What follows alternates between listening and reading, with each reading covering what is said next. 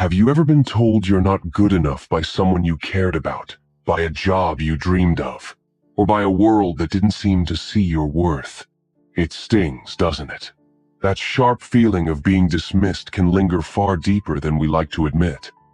But what if rejection isn't the end, but the beginning of your greatest comeback story? A test not of your value, but of your strength, your patience, your ability to rise. Because the Stoics knew something powerful, that no external no has any authority unless you give it permission. Welcome to Stoic Blend, where ancient wisdom meets modern life. Today, we're going to teach you how to come back from rejection and rebuild your power. Have you been rejected by a date, a company, or someone you admired?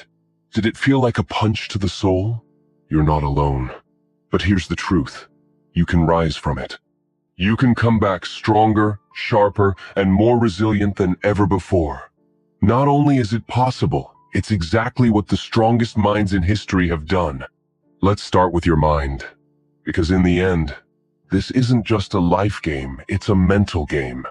Whether you win or lose, begins in your head. And since it's mental, it's yours to control. One of the pillars of Stoicism teaches us this simple truth. You can't control other people's thoughts, but you can master your own. So yes, someone might reject you. A person, a job, a dream. But how you respond, that is yours. That is the battlefield where your power lives. When you realize that, you stop giving rejection the keys to your peace. You reclaim authority over your emotions. You remember you can reject rejection. Imagine being the emperor of your mind. Would you willingly hand your crown over to someone else's poor judgment? Of course not. Yet we do this all the time when we internalize rejections as facts, when in truth they are often just flawed decisions. Think of it. At this very moment, someone's driving drunk. Someone's gambling their rent away. Someone's making a decision they'll regret by nightfall. Bad choices are everywhere. Why be devastated when one of them is made about you? So, take a breath. Feel sorry for them. Not for you. Then move on. Epictetus said it best. No one can hurt you without your permission. The same applies to jobs. Especially today, when so many decisions are made by algorithms, bots, or people who barely read your application. That's not rejection. That's randomness disguised as judgment. And as for relationships, don't forget, there are more people on this planet than you could ever meet. There are more fish in the sea, and even just one solid connection can make up for dozens of missed ones. You need one win, one person, one job. So keep pushing until you find it. That's the Stoic way. We don't fold when things get hard. We build mental armor. We fight back with calm minds and steady hands. But what if that voice in your head keeps whispering, "You're failing"? Then it's time to talk back with logic. First, ask, how many tries have I really made? If it's only a handful, then of course you're not there yet. Skill takes repetition. You wouldn't expect to walk into a gym once and walk out with abs. So why expect immediate success elsewhere? Second, check your comparisons. Are you judging your chapter 1 against someone's chapter 20? Seneca warned us, when you measure your worth by ranking yourself against others, you've made your happiness a hostage. Don't play that game. Instead, measure against your own past. Ask, am I better than I was yesterday? If yes, you're winning. And here's a powerful truth most never realize. Rejection is a skill. Yes, you can train for it. Just like building muscle, you can build resilience. Start small. Ask for a discount you know you won't get. Request something bold. Apply for a job that's slightly out of reach. Each no is a rep in your emotional gym. Each one makes you tougher. Remember the entrepreneur who asked for ridiculous things for 100 days, like planting flowers in strangers' yards or announcing over store intercoms. Most said no, but he learned that rejection doesn't kill you. It teaches you. It thickens your skin. When you stop fearing rejection, you unlock a new kind of power. And you're not alone. Consider Steve Jobs fired from his own company, or Oprah let go for being too emotional, or Stephen King, whose first novel, Carrie, was rejected 30 times. What did they do? They kept going. They understood. Rejection is data, feedback, and feedback, when it's from the right source, is gold. But be selective.